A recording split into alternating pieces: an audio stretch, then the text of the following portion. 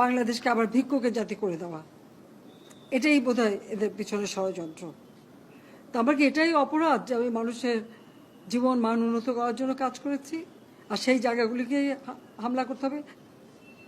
সেটাই হচ্ছে সব থেকে দুঃখজনক, যে দিন রাত অক্লান্ত পরিশ্রম করে বাংলাদেশটাকে যখন একটা জায়গায় নিয়ে আসলাম, আজকে সেখানে দেখি এই একদিকে জ্বালাও পোড়া সব কিছু।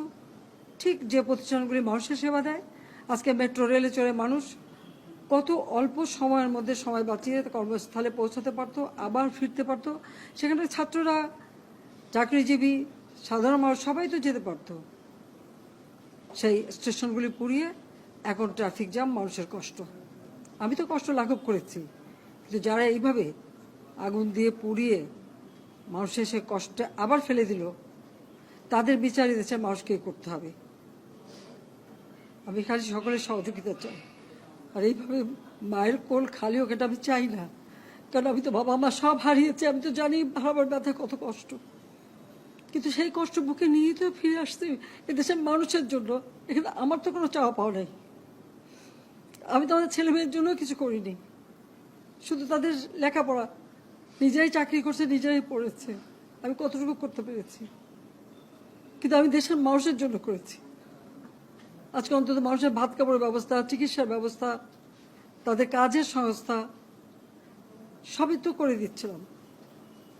যখন আমরা এক উন্নয়নশীল দেশে মর্যাদা পেলাম, তখনই এই তাণ্ডব করে ঠিক যে জায়গাগুলি মানুষের সেবা করবে সেই জায়গাগুলিতেই আঘাত। শিক্ষা প্রতিষ্ঠানে হল ভেঙে দেওয়া। সবচেয়ে দুর্ভাগ্য যে ভিসির বাড়িতে আগুন দেওয়া। এর আগেও একবার ঢাকা ইউনিভার্সিটিতে ভিসির বাড়িতে আগুন দিয়েছিল, আপনাদের মনে আছে। রংপুরে সেখানে আগুন দিয়েছে, ময়মনসিংহ কৃষি বিশ্ববিদ্যালয় থেকে শুরু করে বিভিন্ন জায়গায় এই তাণ্ডব চালিয়েছে। রাজশাহীতে এই তাণ্ডব চালিয়েছে। বিশ্ববিদ্যালয়গুলিতে সেশন জট ছিল, আমি সরকার আসার পর থেকে কোনো সেশন জট নাই। লেখাপড়ার মান উন্নত করা, যাতে এখান থেকে পড়ে আবার বিদেশেও পড়তে হবে, সেই ব্যবস্থাও করে দিয়েছি। কিন্তু তারপরেও কোটা সংস্কার আন্দোলন, কোটা তো আমি বাতিলই করে দিয়েছি। আমি আহ্বান করেছিলাম যে একটু ধৈর্য ধরো, হাইকোর্টের শুনানি হবে, হাইকোর্ট যে রায় দেয় না। তারপরেও এই আন্দোলন হবে। আজকে এই যে এতগুলি মানুষের জীবনের ক্ষতি হলো, এতগুলি পরিবার ক্ষতি হলো, এর দায় দায়িত্ব কাদের? আমি দেশবাসীর কাছে সেই আহ্বান জানাবো যে এই ধরনের ধ্বংসযজ্ঞের জন্য এই দেশকে নিয়ে আর কেউ চালাতে না পারি। আমি সকলের সাহায্য চাই। আর আমি চাই না এভাবে মায়ের কোল খালি হোক, আর এভাবে মানুষ অসহায় হয়ে পড়ুক। তা আমার কি এটাই অপরাধ যে আমি মানুষের জীবন মান উন্নত করার জন্য কাজ করেছি, আর সেই জায়গাগুলিকে হামলা করতে হবে?